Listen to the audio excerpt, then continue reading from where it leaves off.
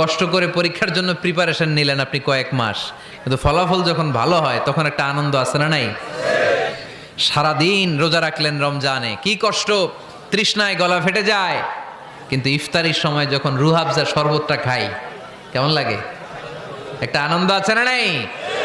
এজন্য আল্লাহ বললেন فإن مع العسر يسرا إن مع العسر يسرا ও নবী, কষ্টের দিন মক্কায় অল্প কিছু দিন, মদিনাতে আনন্দের দিন অপেক্ষা করছে। আমাদের জীবনে যদি দুঃখ কষ্ট আসে আমরা ধৈর্য ধরবো, তাওয়াক্কুল করবো একজনের উপর, তিনি কে? কারণ আমরা বিশ্বাস করি কষ্টের দিন এটা চিরকালের জন্য নয়, সামনে আনন্দের দিন আমাদের জন্য সেট করে রেখেছে কে?